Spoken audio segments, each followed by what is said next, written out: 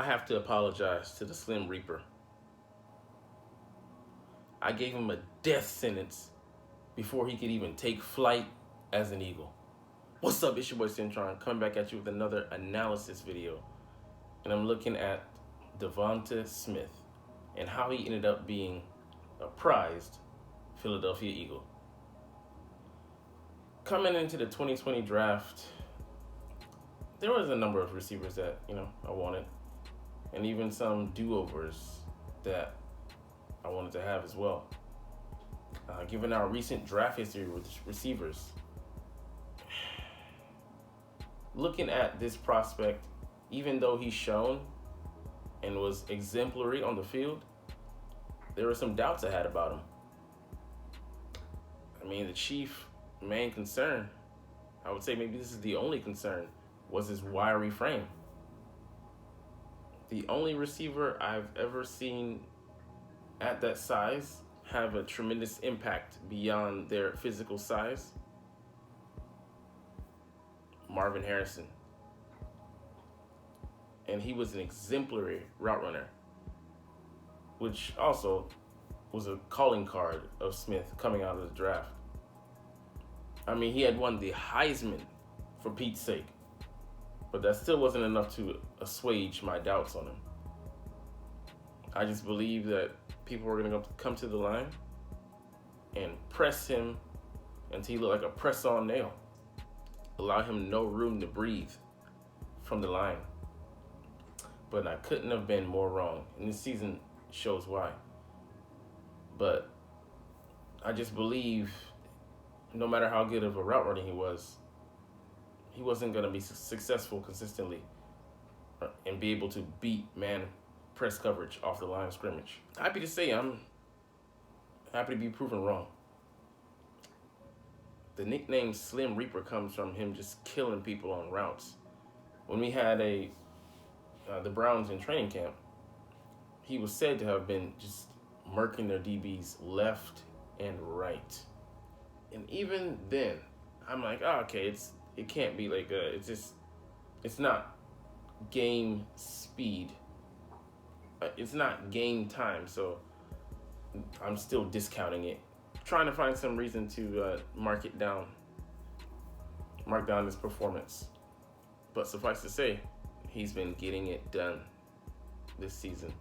Over the last 6 weeks, behind Justin Jefferson and our own A.J. Brown, he's third in the league in yardage.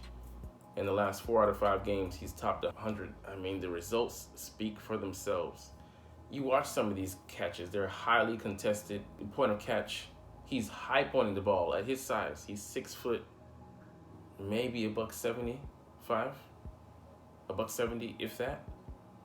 But he's skying over these guys, catching the ball at its utmost point and holding on to these catches.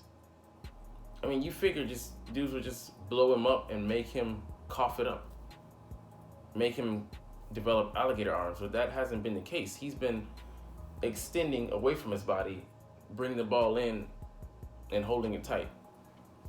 We knew he could do some sideline acrobatics like he did in the fourth quarter against the Cowboys, and as well against the Saints, just towing that line there, beautifully displaying some nice toe drag swag. But it's a toughness. The sandwich hit in Dallas, I think it was late in the fourth quarter, where he took a hit, a hard one, from 2 Cowboys from 2 different angles at 2 different points. He got high load, and he held onto the ball and got up and celebrated. And that wasn't just bravado. The man was mossing. He was hanging in there tough. I think after that catch, I finally just had to give him his due. DeVonta, I believe you're a top 15 receiver in the league right now. Maybe top 10. But for us to have a 1A and 1B like this with A.J. Brown and then him, man, we are doubly blessed.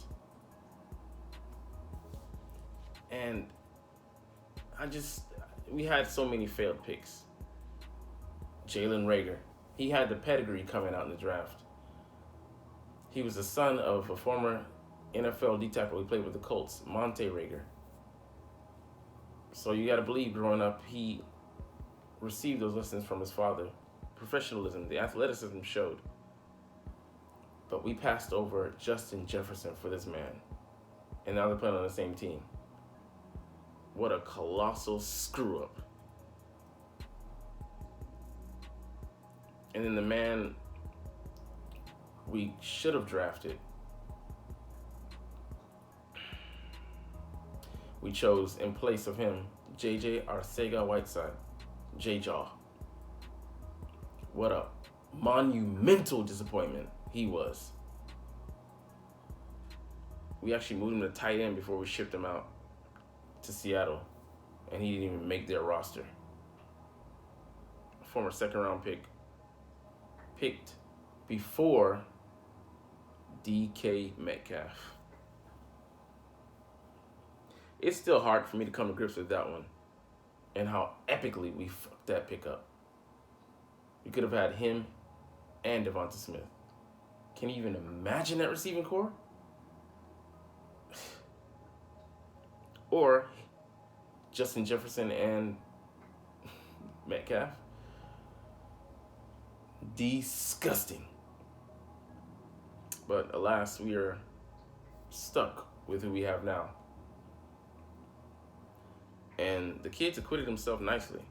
Now that he's playing second banana, in ways and sorts, to A.J. Brown, it's the perfect position for him. He's able to reap the benefits of single coverage and just run a clinic on these guys. I mean, it's truly a thing of art to see him run his routes, how much separation he gets. Those DBs don't have a chance.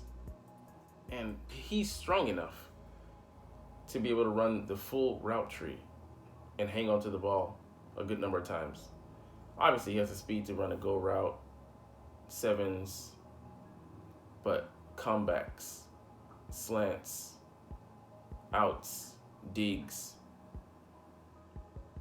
He holds onto that ball consistently, and he takes some pretty tough hits and deals with a lot of contact, especially intermediate routes going into traffic, and he consistently comes down with the ball. What more could you ask for?